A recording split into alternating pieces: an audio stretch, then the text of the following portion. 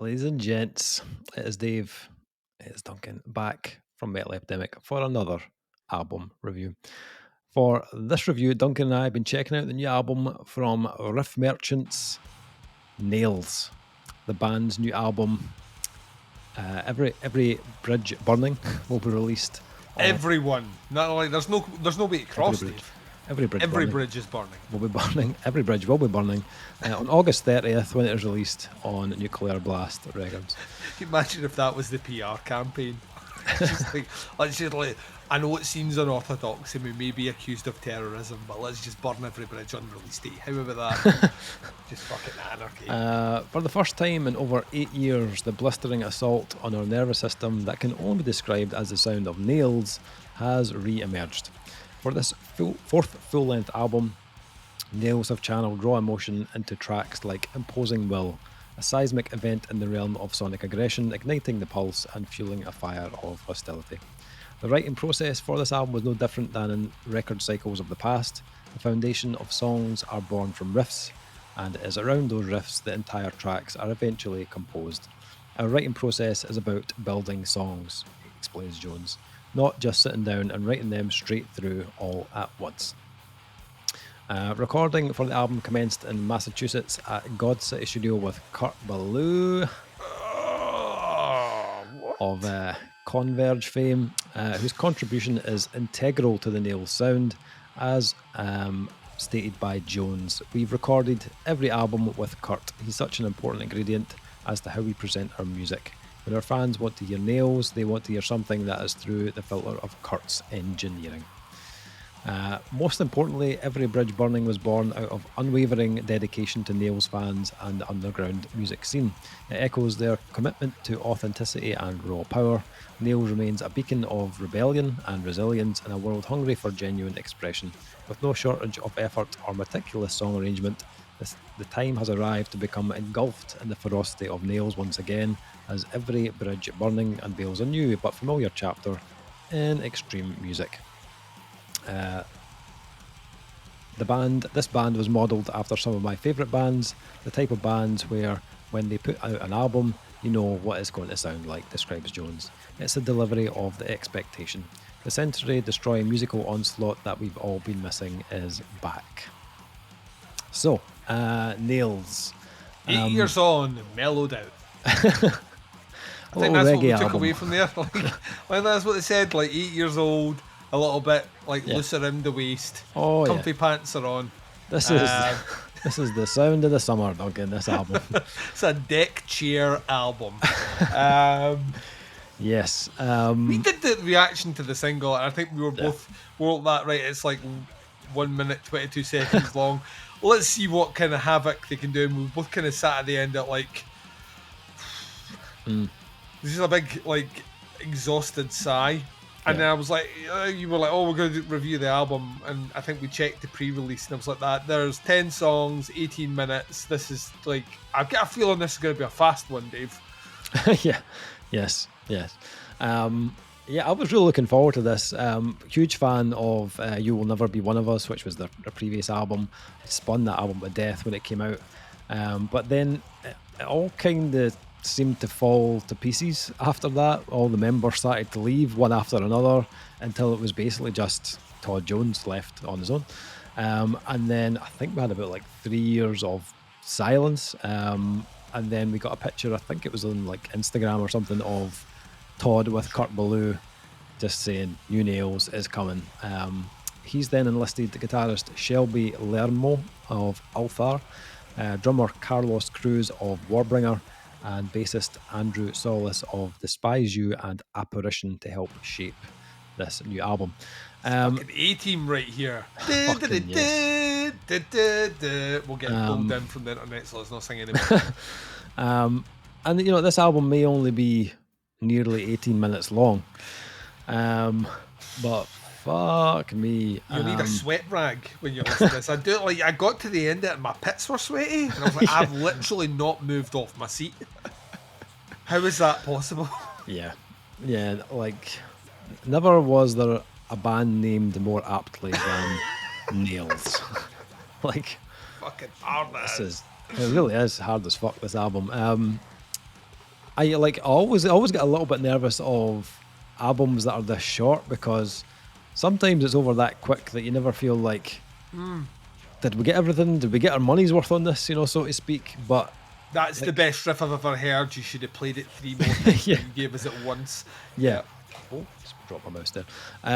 But Nails, like they don't tend to do long albums, so like we're never going to get a 45-minute Nails album. You'll Never Be One of Us was like 22 minutes, I think. So to be honest, I really shouldn't have been worried about it at all, because if there's one thing Nails do well, it's pack their albums to the brim, even how short they are. And although they sit within that kind of grindy, chaotic, like power violence kind of type of devastation, there's always other things thrown in, a bit of death metal, a bit of hardcore, a bit of crust punk, and a bit of groove, just to keep you on your toes. And this album delivers all of that and more. Like I actually think there's a touch more of a kind of deathy kind of thrash streak to some of this. 100%, yeah. Yeah, definitely much more of that on here than there was on the previous album. Some of the tempos and rhythms of this were like, took me back, like way back. Like I'm like, this is like fucking early Slayer, or like Beneath the Remains era Sepultura. Like I'm talking like fucking decades ago. Old Sepultura is what I was getting. Yeah, I love it. Yeah, so but they weirdly make it sound much more modern and even heavier than those bands were doing. But at the start of the album, like it does, this album doesn't really hold back on speed really at all. It comes firing out the gate with all the venom, all the rage you could imagine. Some of those riffs are so fast, man. Like the riff that opens the title track is just nuts, man. I couldn't even air guitar. It was that fast. Like I couldn't keep up. I'm like, what the fuck, man? Ridiculous. And cramps air guitar. That's how you know it's extreme. Yeah. But one of my favourite kind of Nails traits, I suppose, are those like the kind of gear drops that they do. Like they drop into halftime, or they'll throw in like this big buzzsaw kind of breakdown that kind of come out of nowhere. The intensity doesn't drop like at all, to allow you, even give you a moment of like to even guess what's coming. They just switch it within a bar or two, and then it's just like absolutely crushing. I think the first time that I actually noticed it was track 4, I think, Give Me the Painkiller, which like doesn't really change in speed, but you get a bit more space in the riffs on that track, or it's giving you an illusion that it's a bit of a rest, but it's not really. But I love the riff has this kind of almost kind of, how would you describe it? It's kind of like a rock and roll kind of thing, which is absolutely just not Nails at all. Yeah, totally. Yeah, I was getting that as well. Those are kind of little widdly little tails and ends. It's like almost like in a veering onto like southern kind of metal territory. It's like such a cheeky thing to do as well, because it does, like you said, it gives you that false illusion. Yeah. All right, they're slowing things down. No. They're still playing it at 300 BPM. You know what I mean? It's like. Thankfully, we get lacking the ability to process empathy right in the middle of the album, which kind of brings the speed down to a kind of churning, kind of slowish groove. And it's perfectly placed on the album just to give you a moment to just enjoy a bit more simplicity in the chaos before they absolutely tear into Trapped, which is just like 38 seconds of intensity. It's so fast. Yeah, absolutely. Again, there's like a slight Slayer hint in the intro riff, but it never really lasts too long that you can say, oh, they're replicating, something they've done.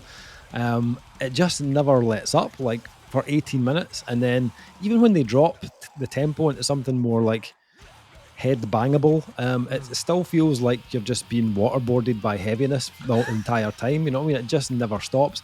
When I was listening to this, I was like, what is this going to look like live? Like, because the album oozes violence, right? And I think when you add adrenaline and a hungry live crowd to that, when you add adrenaline, the tracks will be faster. Yeah.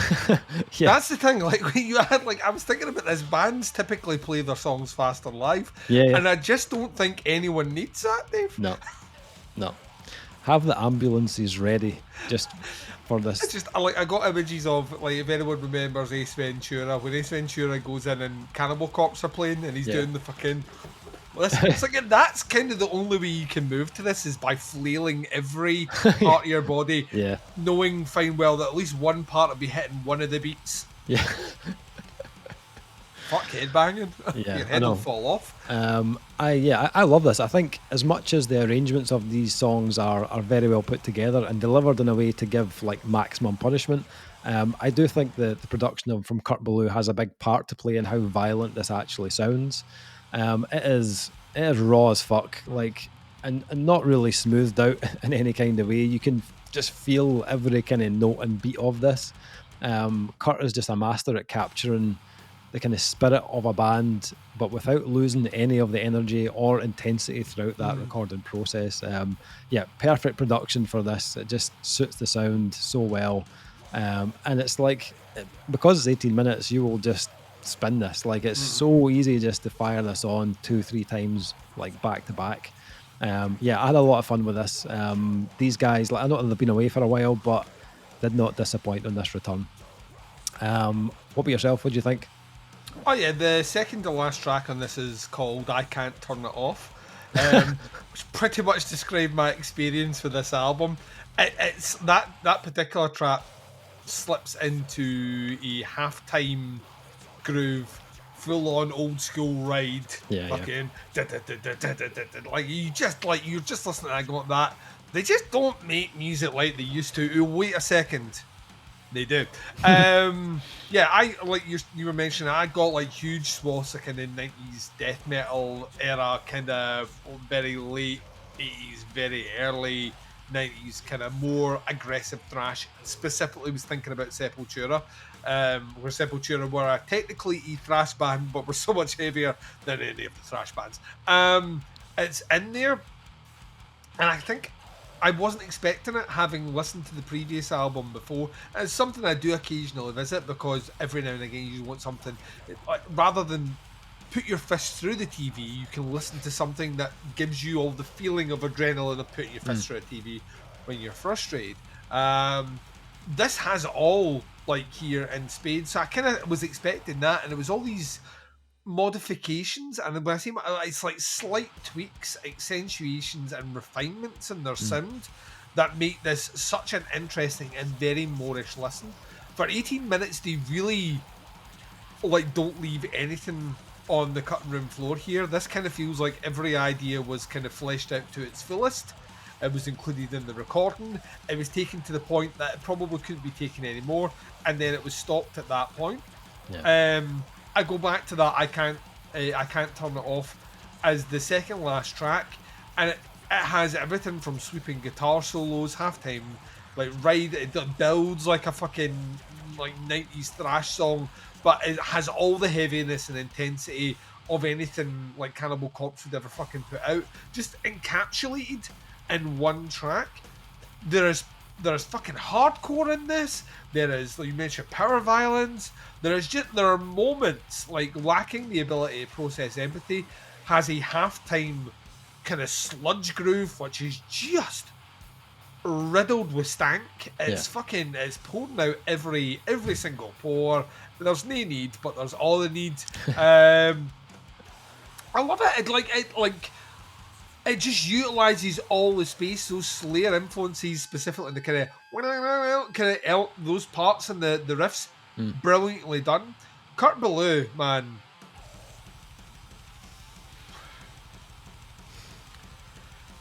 Like, see, when I die, Dave, I want you to commission a video of footage from the YouTube, but I want the production of all the sound to be handled by Kurt Ballou. Even though there's nothing he's going to be able to do it, I just want that as a credit. Right. He really does have a way of just extracting the most visceral side of any fucking band that comes near him. Yeah. And I'm glad that they stuck with that as well. It has all that presence, intensity and ferocity of something kind of early to mid 90s, but all the modern violence of a Kurt Ballou 2024 production is fucking Yeah. The playing is ridiculous on this. Like, the speed is incredible. The riffs never let down. There's no two songs that kind of fall into the trap of playing a similar sounding riff. So it's 18 minutes of the best riffs you're going to hear. And vocally, this has so much venom behind it. Like, if you stand near it, you're getting sprayed by it. It's kind of fucking awesome. There's no wiggle room here. Like, on an album this short, you can't fuck up because it's going to stand out. Like, in a 50-minute album, Dave, you can afford to have, like, 30 seconds here or there that isn't the best. And the overall experience is going to be great. 18 minutes, you have nothing to hide here at all. The songs are so short that one small element ruins the song, and there isn't one misstep at all on this release. It's great to have them back. Hopefully we won't have to wait as long for the next release. But by God, is this just one of the most upfront cunt albums I've listened to this year. It's amazing. Nice. So what are we thinking scores-wise for the new Nails album? Yeah, I mean, like, this, it scratches a particular itch for me. It's been a while since we've had a new Nails album, and I'm so glad they're back doing their thing because they are very, very good at it. Yeah, I mean, when I listen to it, I want to burn every bridge, basically. So, I mean, it does its job. Yeah, I'm going to go 4.5 in this, and I think it's a really, really strong album. What about yourself? I'm right there with you. I will bring the gasoline, you bring the lighter. Let's burn this motherfucker down. Let's do it. Let's burn it down. Nails, Every Bridge Burning, out on August 30th on Nuclear Blast Records. Links below at the band to the pre-order. Check it out, have a listen, see what you think. Comments below. We've managed to keep this review shorter than the album. This is the first time ever. Yeah, I think it Take the win, Dave. Let's not have a long outro. Let's do it. That is the review. Thank you for checking it out. Much appreciated. We'll be back with another review very soon. But until then, take care. Speak to you soon. And I would like to thank everyone for listening to... No, I'm only joking. Bye, everyone. The